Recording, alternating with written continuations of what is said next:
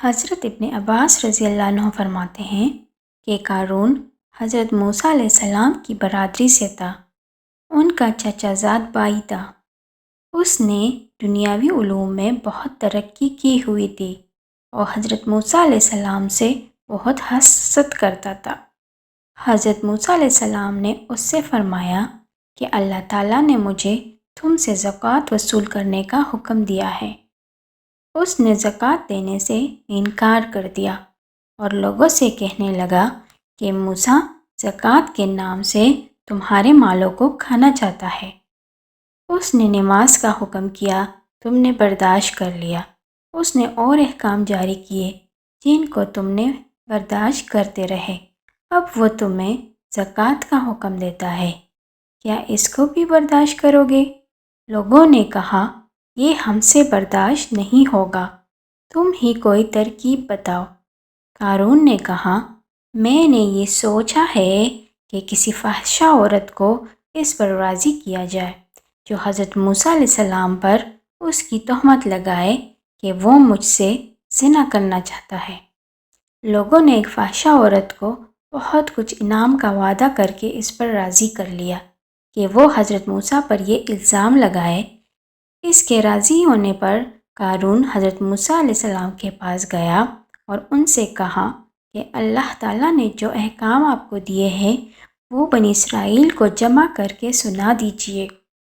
حضرت موسیٰ نے اس کو پسند فرمایا اور سارے بنی اسرائیل کو جمع کیا، اور جب سب جمع ہو گئے تو حضرت موسیٰ نے اللہ تعالیٰ کے احکام بتانے شروع کیے کہ مجھے یہ کام دیے ہیں کہ اس کی عبادت کرو، کسی کو اس کا شریک نہ کرو، صلہ رحمی کرو، اور دوسرے احکام گنوائے جن میں یہ بھی فرمایا کہ اگر کوئی بیوی والا زنا کرے تو اس کو سنسار کیا جائے۔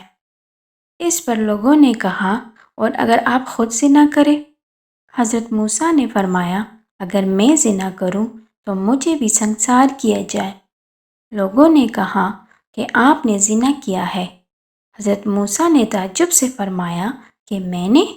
لوگوں نے کہا جی ہاں آپ نے، اور یہ کہہ کر اس عورت کو بلا کر اس سے پوچھا کہ تو حضرت موسیٰ کے متعلق کیا کہتی ہے؟ حضرت موسیٰ نے بھی اس کو قسم دے کر فرمایا کہ تو کیا کہتی ہے؟ اس عورت نے کہا کہ آپ جب حکم دیتے ہیں تو بات یہ ہے کہ ان لوگوں نے مجھ سے اتنے انعام کا وعدہ کیا ہے کہ میں آپ پر الزام لگاؤں۔ آپ اس الزام سے بالکل بری ہے۔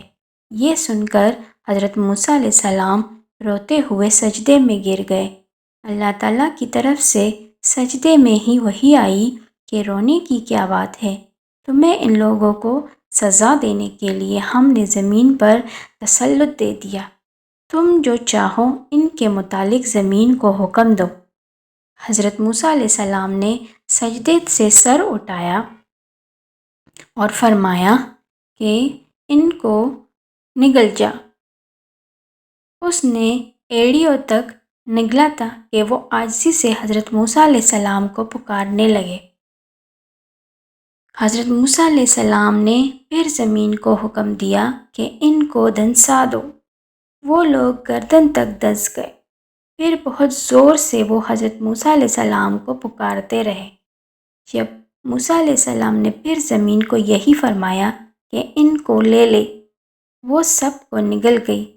اس پر اللہ جل شانہ کی طرف سے حضرت موسیٰ علیہ السلام پر وحی آئی کہ وہ تمہیں پکارتے رہے اور تم سے عاجزی کرتے رہے۔